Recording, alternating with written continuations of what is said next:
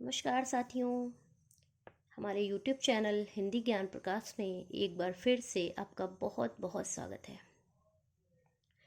तो जैसा कि हम हिंदी साहित्य को पढ़ रहे हैं और हिंदी साहित्य के अंतर्गत हम आदिकाल पर चर्चा कर रहे हैं और आदिकाल के जितने भी साहित्य रहे हैं उनमें हम अपभ्रंश साहित्य को पूरा पढ़ चुके हैं। हमने अपभ्रंश साहित्य के कवियों को भी विस्तृत रूप में देखा है और अब जिस टॉपिक पे हम चर्चा कर रहे हैं वो हमारा जैन साहित्य है। तो इससे पहले वाली क्लास में हमने जैन साहित्य को देखा, जैन साहित्य पे चर्चा की और आज का जो हमारा टॉपिक होने वाला है वो जैन परंपरा के प्रमुख कवियों पर चर्चा करेंगे हम। तो हम जैन साहित्य को पूरा ही देख चुके हैं और आज हम जैन परंपरा के प्रमुख कवियों को देखेंगे। तो हम उन पे चर्चा करेंगे। तो जिसमें कि हमारे जो पहले प्रमुख कवि आते हैं वो हैं हेमचंद्र जी। तो ये जो है हेमचंद्र जी जो थे तो ये प्रमुख जैन आचार्य थे। तो इनको हम बहुत ध्यान से पढ़ेंगे और हेमचंद जी से प्रश्न बहुत ज़्यादा बनते हैं, इसलिए आप लोग इनको बहुत ध्यान से पढ़ें और बहुत ध्यान से समझें भी और मेंशन भी करते चलें साथ में।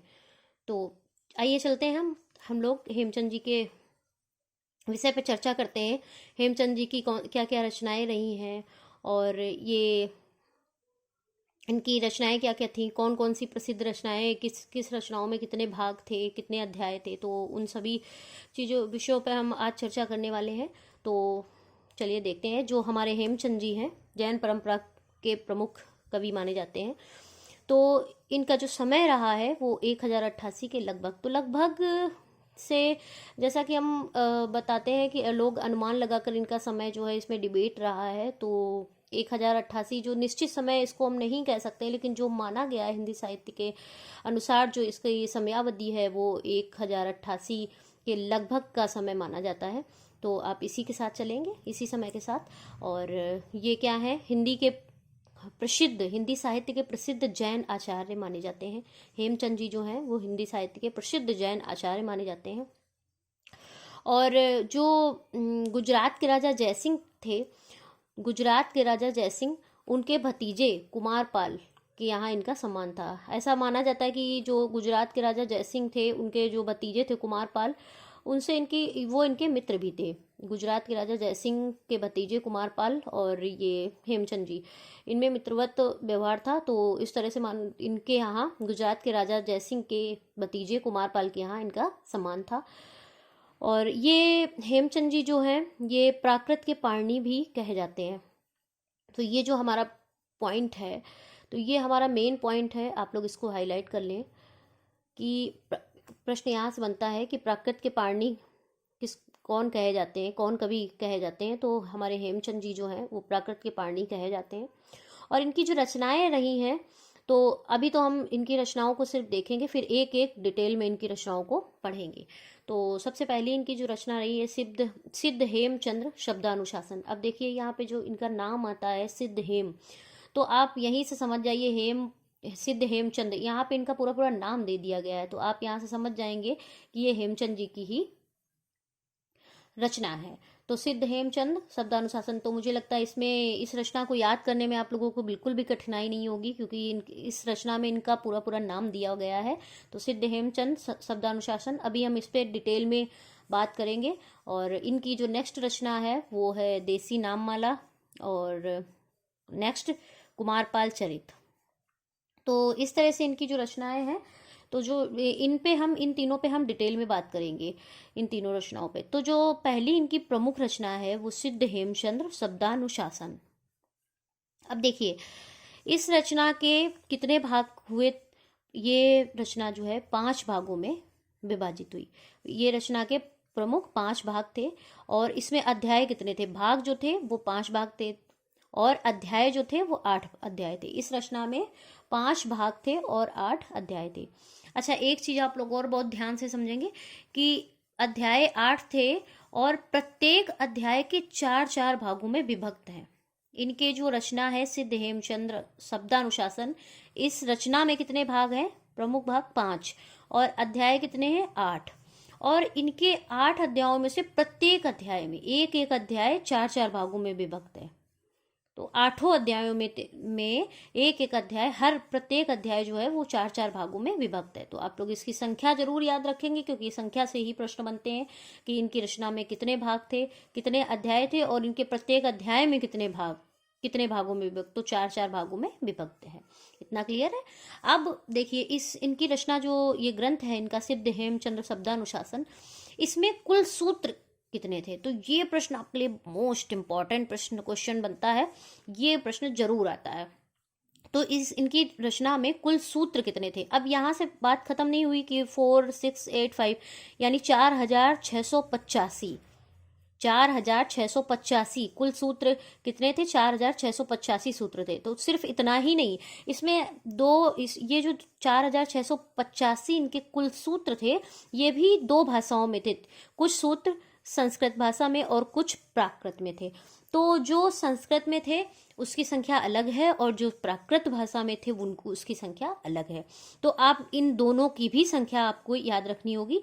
तो कुल कितने हैं? 4685, और जो संस्कृत में सूत्र इनके रहे हैं तो उसकी जो संख्या रही है वो 3566। 3566, कहीं 66 भी बोलते हैं लोग। मैंने जो पढ़ा है तो मैं अपनी लैंग्वेज में 3566 सूत्र जो संस्कृत में है, और 1119 सूत्र प्राकृत में है। 1119 सूत्र आप लोग मेंशन करते चले हमारे साथ। तो 1119 सूत्र जो है वो इनके प्राकृत में है। तो कुल सूत्रों की संख्या हो गई 4685। तो आप लोग किसी एक की, इन दोनों में से तीनों में से 2 भी याद रख लेंगे तो भी आपका काम हो जाएगा कि 4685। मान लीजिए प्राकृत की आप संख्या याद रख ली 1119, तो आप इससे लेस करेंगे तो आपका जो है संस्कृत में जितने सूत्र हैं वो आपके आ जाएंगे। या ये संख्या याद है तो उसमें से इतने लेस करेंगे 4685 से 3566, तो आपके प्राकृत के सूत्र आ जाएंगे। तो इस तरह से आप जो है, ये जो हमारा मोस्ट इम्पॉर्टेंट पॉइंट है ये आप मेंशन करके रखेंगे। इसकी संख्या जरूर पूछता है, और ये इनकी जो हेमचंद जी की ये प्रमुख रचना है, बहुत प्रसिद्ध रचना है, तो यहाँ से प्रश्न जरूर बनता है। तो आप लोग इसको बहुत ध्यान से समझें, डिटेल में इसको देखें, और इसकी संख्या है जो ये संख्या जरूर पूछी जाती हैं। तो आप लोग इन दोनों के कुल सूत्र की संख्याएं भी याद रखें, 4685, और संस्कृत में इनके कितने सूत्र हुए? 3566, और प्राकृत में इनके कितने सूत्र हुए? 1119। तो क्लियर है इतना? अब आगे देखिए, तो इस ग्रंथ को सिद्ध हेम भी कहा जाता है। अच्छा, इस ग्रंथ को सिद्ध हेम भी कहा जाता है। अब सिद्ध हेम से आप लोगों को एक बात बता देना चाहते हैं कि सिद्ध हेम इन्हें मतलब क्यों कहा जाता है। सिद्धराज के आग्रह पर इस ग्रंथ की रचना की गई। अब देखिए सिद्धराज कौन थे, यहां से देखिए। तो जो सिद्धराज हुआ करते थे, तो वो अभी मैंने ऊपर चर्चा की थी, गुजरात के राजा जयसिंह जो थे, जयसिंह, इनको सिद्धराज भी कहा जाता था। तो आप लोग यहाँ पे मेंशन कर लिए डैश करके कि जो गुजरात के राजा जयसिंह थे उन्हें सिद्धराज की भी कहा जाता था।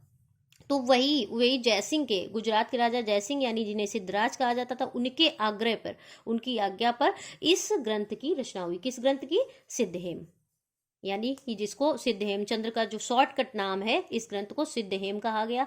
सिद्ध हेमचंद शब्दानुशासन, इसको शॉर्टकट में इन्हें मतलब सिद्ध हेम भी कहा गया। तो आप लोग समझ जाएंगे आई होप की, क्योंकि सिद्ध हेमचंद्र इसमें पूरा नाम दिया गया, और यह शॉर्टकट में इसको सिद्ध हेम भी कहा जाता है। और सिद्धराज के किसके आग्रह पे इसकी रचना हुई? तो सिद्ध जहाँ पे लगा तो आप लोग समझ जाए सिद्धराज, बस आपको ये याद रखना है सिद्धराज किसका नाम था, उपनाम। तो ये जयसिंह का, सिद्धराज जो नाम था वो जयसिंह का, जिनके भतीजे कुमारपाल के यहाँ इनका सम्मान था। तो इनके आग्रह पर इस ग्रंथ की रचना हुई थी। तो सिद्धराज कौन थे, इतना क्लियर होगा आपको। और संस्कृत, प्राकृत तथा अपभ्रंश का समावेश इस ग्रंथ में, यानी इस ग्रंथ में कितनी भाषाओं का समावेश है? इस ग्रंथ में संस्कृत भाषा का, प्राकृत भाषा का तथा अपभ्रंश भाषा का भी समावेश है। तो संस्कृत प्राकृत, जैसा कि मैंने आप लोगों ने सूत्र के माध्यम से ही समझ लिया होगा कितने सूत्र हैं, 3566 संस्कृत में, 1119 सूत्र प्राकृत में, और जो हमारे इसमें 2 भाषाएं हो गई, और ये अपभ्रंश तथा अपभ्रंश का भी समावेश इस ग्रंथ में है। तो ये हमारे जो सिद्ध हेमचंद्र शब्दानुशासन है, इसको हमने बहुत डिटेल में इस पर चर्चा कर ली है। तो इसको आप लोग मेंशन कर लें। ये इनकी बहुत प्रसिद्ध रचना है और प्रमुख रचना है, तो ये हमने डिटेल में देख ली। और नेक्स्ट हमारी जो रचना इनकी है तो वो है देसी नाम माला। अब देखिए, देसी नाम माला जो इनकी रचना रही, इसके नाम से ही आप समझ जाइए, जिसमें इनकी रचना में देसी शब्दों का प्रयोग अधिक हुआ है। तो देसी नाम माला, यह ग्रंथ जो है देसी शब्दों का कोश ग्रंथ है। कोश ग्रंथ एक संग्रह है, मतलब देसी शब्दों का संग्रह जिसमें पाया जाता है। तो इस तरह का जो ग्रंथ है इनका, तो ये देसी शब्दों का कोश ग्रंथ है। अच्छा, इसमें देखिए कितने देसी शब्द पाए जाते हैं। तो इस ग्रंथ में जो देसी शब्द हैं उनकी संख्या है 4000 शब्दों का संकलन।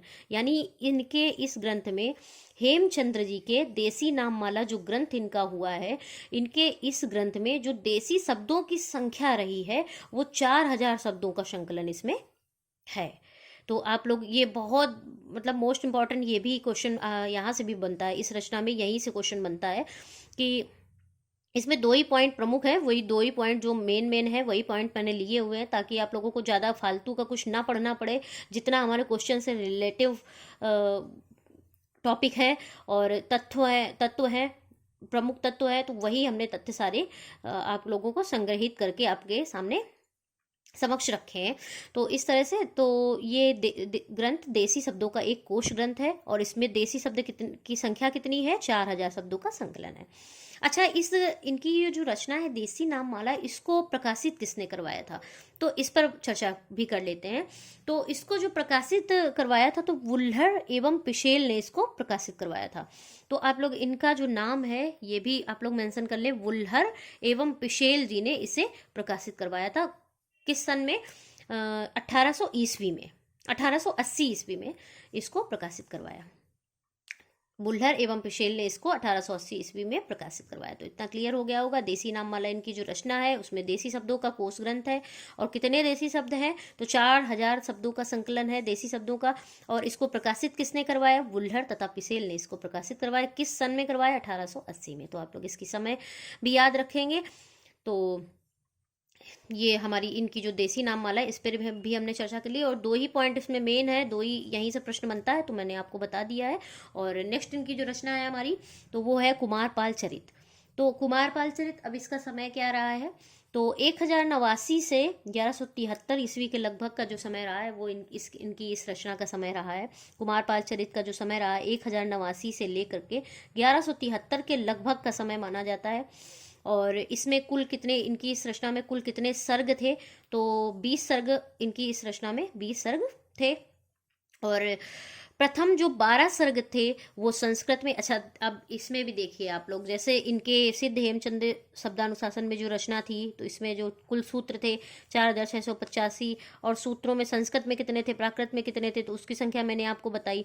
तो इसी प्रकार से जो इनके कुमारपाल चरित जो इनका ग्रंथ रहा है तो उसमें कुल सर्ग कितने थे, 20 सर्गों में से अब इसमें भी कुछ सर्ग इनके संस्कृत में रहे और कुछ सर्ग प्राकृत में रहे। तो इसमें जो है संस्कृत और प्राकृत में सूत्र दिए गए हैं और इसमें सर्ग जो दिए गए इस रचना में तो वो भी संस्कृत और प्राकृत में ही है। तो जहाँ संस्कृत और प्राकृत की बात आती है तो आप लोग समझ जाइएगा ये हेमचंद जी की रचना से रिलेटिव क्वेश्चन है। तो कुमारपाल चरित के जो सर्ग थे कुल रचना के, तो 20 सर्ग हैं और प्रथम 12 जो सर्ग हैं वो संस्कृत में तथा अंतिम जो 8 सर्ग हैं वो प्राकृत में हैं। तो पहले के जो 12 सर्ग हैं इस रचना के, जो प्रथम 12 सर्ग हैं वो संस्कृत में है और अंतिम के जो बाद वाले अर्थात जो 8 सर्ग हैं तो वो प्राकृत में है। तो इतना आप लोग ये भी मेंशन कर लेंगे और ये भी हमारा जो है मोस्ट इम्पॉर्टेंट क्वेश्चन है, इसको भी थोड़ा सा हाईलाइट कर लें। और इसका जो इनकी इस ग्रंथ का वर्ण विषय क्या रहा है, तो इसका जो वर्ण विषय रहा है कुमारपाल का चरित। अभी कुमारपाल के विषय में हमने चर्चा की है। कुमारपाल कौन थे, जयसिंह के भतीजे, गुजरात के राजा जयसिंह के भतीजे।